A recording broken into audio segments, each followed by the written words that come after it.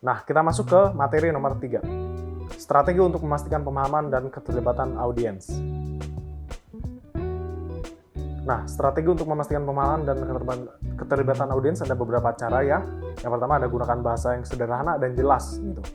Ya, pilih bahasa yang singkat atau yang mudah dipahami dan hindari penggunaan istilah teknis yang mungkin membingungkan kita semua gitu ya. Nah, ini kita lanjut. Yang kedua adalah gunakan ilustrasi visual. Seperti yang saya jelaskan sebelumnya, ketika kita membahas teori yang berat, kita harus menampilkan ilustrasi supaya lebih cepat dipahami oleh penonton gitu. Nah, ini seperti visual ilustrasi visualnya seperti grafik, diagram atau animasi gitu, bisa membantu memperjelas konsep yang kompleks. Selanjutnya adalah interaktif dan partisipatif gitu.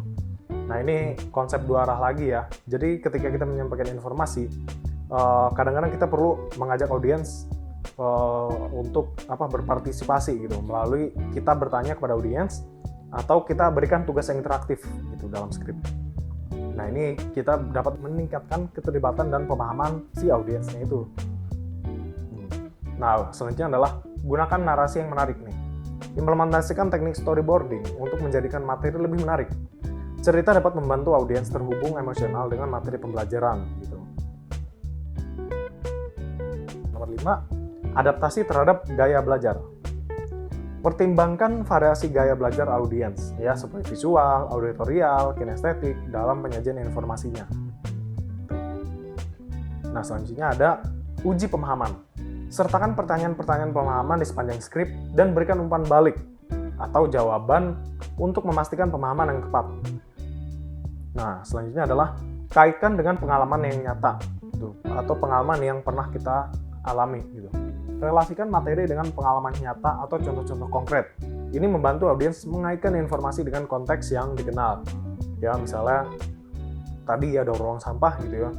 Kita relasikan materinya dengan mungkin ada beberapa audiens yang mengeluhkan banjir gitu, contohnya. Nah, itu kan ada relasinya ya. Selanjutnya adalah berikan umpan balik secara langsung.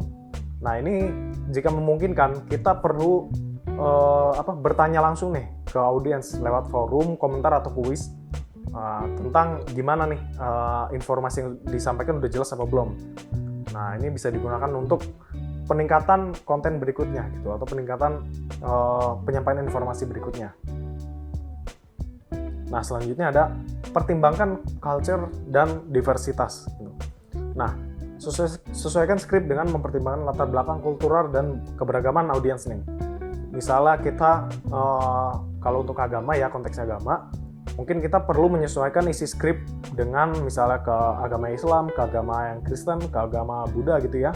Nah, kita harus menyesuaikan skrip-skrip tersebut ya, supaya tidak ada miss di antara pembicara atau kita gitu ya ke audiens. Yang ke-10 ada pendekatan pembelajaran aktif. Nah, gunakan pendekatan pembelajaran aktif yang mendorong audiens untuk berpikir kritis ya, dan mengambil peran aktif dalam pemahaman materi.